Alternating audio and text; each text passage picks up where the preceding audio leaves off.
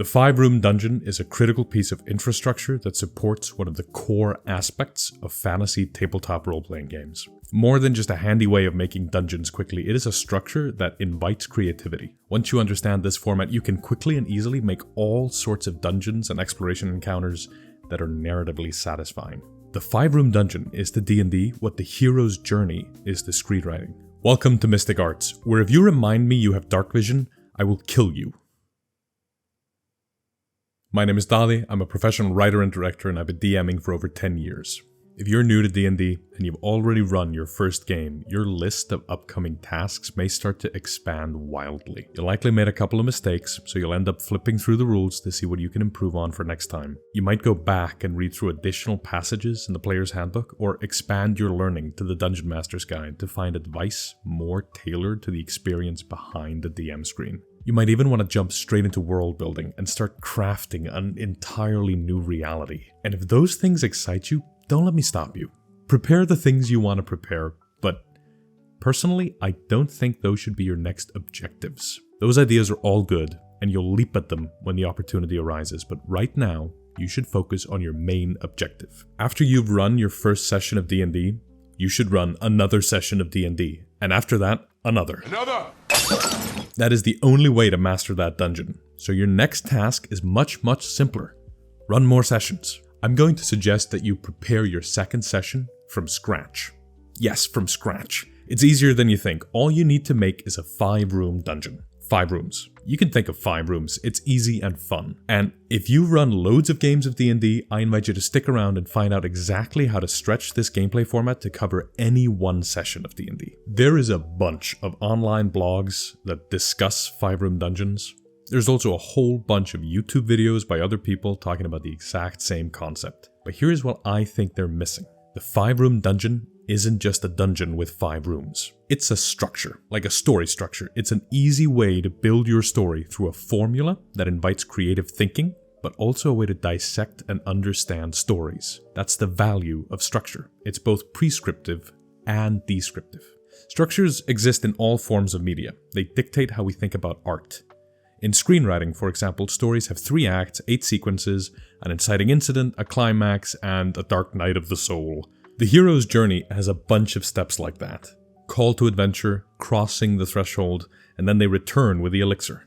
Other media has it too. Songs have verses, a chorus, a bridge. Photography has color, contrast, negative space, and balancing elements.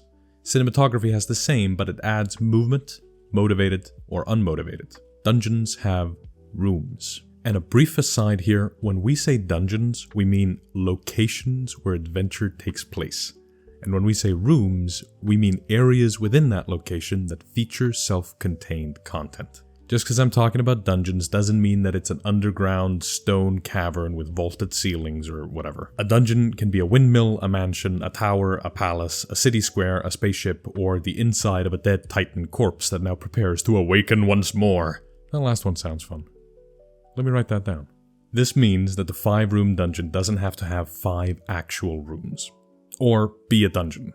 You can sort of do whatever here. Its primary virtue is to serve as a framework that organizes your thoughts and solidifies your creativity into usable chunks. And more than anything, it's about satisfying the essentials of storytelling in a game format. If you're interested in learning more about the 5-room dungeon, then I think John from roleplayingtips.com invented it.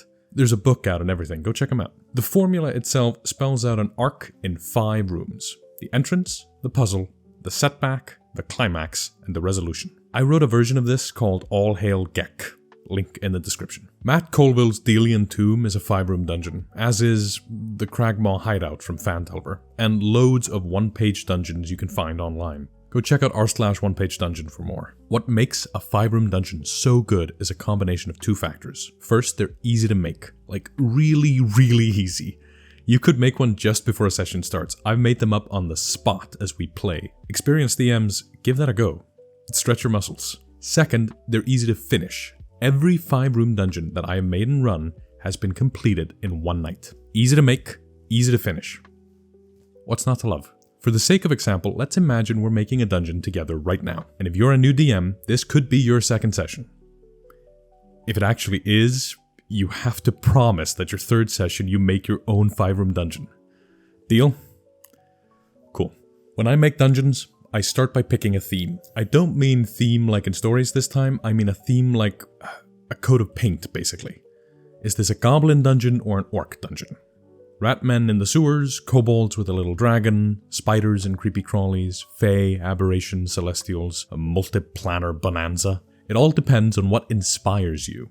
Whichever idea jumps out at you is the one you should go for. Where do you get ideas from? Well, that's a big and broad question that might warrant its own video. But basically, you need to get inspired. And if you're not a professional creative, that might sound vague. Let me elaborate. Being inspired means seeing something so cool, you want to steal it and change it so that it becomes your own. Sometimes movies or TV shows inspire me. Often not the ones you'd expect, though. I've gotten dungeon inspiration from sitcoms, street signs, museums, history, or even politics. When I have trouble coming up with something, I might go look at some of the art in my many RPG books. No! Or the internet. It's very big. Most reliably, I open up a monster manual and I start flipping through it to see if anything sparks my interest. Since we're designing a dungeon together right now, let's say that you've already run All Hail Gek, the dungeon I mentioned earlier, or maybe you've run some other adventure that was completed in one night, and now you need a sequel. So let's say after the success in Gormoth's Tower, the heroes leveled up to level 2, and were hired by the local baron to deal with an ancient crypt that now stirs. More necromancy, but with a different flavor. Seems like a good theme for now. It'll do. The first room of the 5-room dungeon is called the Entrance. The goal here is to answer the question of how come this dungeon wasn't looted already. Starting with action is important for the real-world pacing of your game, as it allows us to cut straight to the fun, because we all know how easily distracted players can be. The entrance should be trapped, hidden, or locked by a special key or ritual or hazard. In our instance, let's say that when Octavia the Paladin touches the door, a spectre emerges from the walls to attack the players. Roll for initiative. The second room of the dungeon is called the Puzzle, and is meant to be the opposite of the first. Ideally, this speaks more to players who are less interested in combat and more into the story elements. If the entrance was a riddle, or a puzzle of some kind, then you might want to put a combat encounter here instead. Importantly, you can swap these two rooms. There's nothing wrong with having the puzzle explain why the dungeon is sealed, and then the guardian at the entrance becomes the guardian right behind the entrance. In our example, we had a spectre outside, so in here we'll say there's a golden cup affixed to the stone altar, and an instruction above the doorframe leading into the next room. It's written in an obscure language, but it should ideally be a language someone in your party speaks. Or even better, if you have a player with comprehend languages, this is in a language no one speaks. The instructions read, to enter the crypt of Charybdis, a gift in crimson must be given. Spill the water of life and gain the blessing of the screaming mass. They have to bleed into the golden cup. Whoever does it takes a bit of necrotic damage, like a d6, and feels a strange sense of being watched. And what's stranger still is they know whatever's watching is in a great deal of pain. Who's Charybdis? What's the blessing of the screaming mass? We don't need to worry about that right now. It's a little puzzle piece we've saved for later. When these PCs reach higher levels, you've got a bad guy in your pocket, you can just spring on them. I tend to think of running long campaigns as playing Tetris. You, as the DM, don't really control what pieces come up next, but you have the power to move the pieces around and make them fit as they come down. And occasionally, you keep a piece to the side of the board to use later. And then, at the perfect moment in the campaign, you fetch that piece and reveal to your players how it fits with the rest of the story. So, with Charybdis in our back pocket, we note down who got the blessing and pester them with intrusive thoughts and strange looks from NPCs in town, until eventually they fight the screaming mass of Charybdis at level 13. The third room, John from Roleplaying Tips says, is called the Setback. It's something that significantly halts the player's forward progress. Could be anything. Maybe it's a trap that springs in the faces of careless heroes, or a one-way exit that forces you back to the start to fight the Spectre again. Maybe it's a twist. Hostages you came to rescue were cultists in disguise. Really, room 3 is where the meat of your dungeon comes into play. Whatever inspired you to run this dungeon, put it here. In our instance, we wanted to make a crypt, so there's a bunch of skeletons in here. Because of course there are. Why not? It's a cliche, a crypt with undead skeletons, right? Who cares? Your players will love an opportunity to smash some bony boys. And what's more, if you've got new players, they might have played video games where this happens, but not role-playing games. so it'll be new to them. Besides, a little bit of cliche isn't trite or hackneyed, it's genre. It's why we're here. If we went to see a superhero movie at the theater and nobody got saved, we'd feel ripped off. If your players enter the Forbidden Tomb and no skeletons come alive to stab them, they'll feel cheated. Let's give one of these skeletons a fire spell, like Burning Hands, to use maybe just once, and it could use Fire Bolt after that. And then we'll have one skeleton be extra tall with a big axe that deals 1d12 damage just to vary things up a bit. You don't need to do different stat blocks for them, just add those 2 new actions and you're done. If the fight's easier than expected, you could always decide these special skeletons have slightly more hit points, but the rest I wouldn't futz with. And for bonus points, let's say the skeletons rise from their tombs as players are halfway through the room, just to surround the PCs right off the bat. Since D&D is mostly a game about resource management, this room should make our heroes burn through some of those resources, so that when they enter the final room, they're wounded, tired, and low on spells. Room 4 is the climax, basically the boss battle.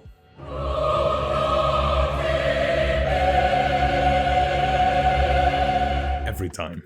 Here, put on the boss music, plan tactically, and make it memorable. Go for the casters and the healers, grapple the meat shields, and give the final boss some strange abilities that'll surprise the players. And don't be afraid to put a little bit of a twist on it. Maybe the boss wants a duel, or a bargain.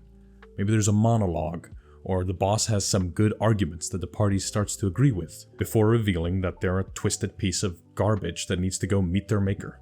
Spruce up the room too, make it interactable, add elevation, difficult terrain, you know, the classic map foo stuff. In our running example, let's say that there are no undead in this chamber. Instead, there's a cult. 7 worshippers of the Screaming Mass came here to perform a ritual to summon its servant to the material plane. They're led by a charismatic, handsome, quick-witted cult leader who wants to avoid conflict with the PCs, but more than that, he wants to end the world to pave the way for the Screaming Mass to torture all creatures across existence.